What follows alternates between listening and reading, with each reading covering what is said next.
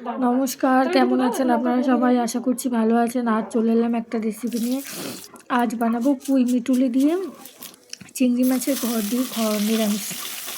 নিরামিষ বলতে বা যা সবজি তরকারি বা চচ্চড়ি যাই হোক।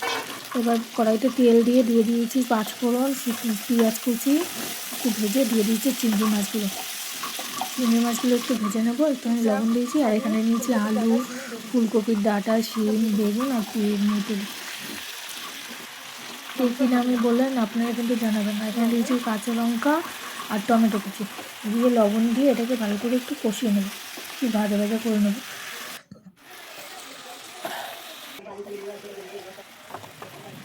ভাজা হয়ে এসছে,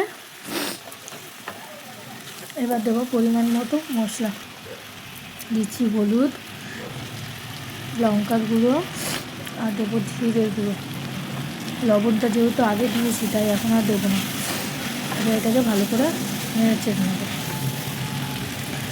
পরিমাণ মতো জল দেবো যাতে সেদ্ধ হয়ে গামাখা তরকারিটা হয়। খেতে কিন্তু দুর্দান্ত লাগে, এইভাবে আপনারা ট্রাই করে দেখবেন। ভাতের সাথে খেতে কিন্তু খুবই ভালো লাগবে। এবার ঢাকা দিয়ে দিয়েছি, মজে এসছে, সবজিটা সেদ্ধও হয়ে গেছে, জলটাও অনেকটা কমে গেছে।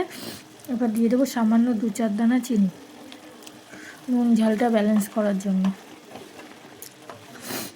আর চিংড়ি মাছ যেই তরকারিটাই পড়ুক না কেন তার স্বাদটাই অন্যরকম হয়ে যায়।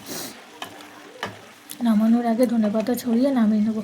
কেমন হলো আপনারা জানাবেন। Like, comment, share and YouTube থেকে দেখলে সাবস্ক্রাইব করে আমার পাশে থাকবেন। ফেসবুক থেকে দেখলে ফলো করে দেবেন। আবার দেখা হবে একটা নতুন ভিডিওর সাথে। ততক্ষণ আপনারা ভালো থাকবেন, সুস্থ থাকবেন। আমার রেডি তরকারি। কেমন হলো আপনারা জানাবেন। আসতে আসি, টাটা, বাই বাই।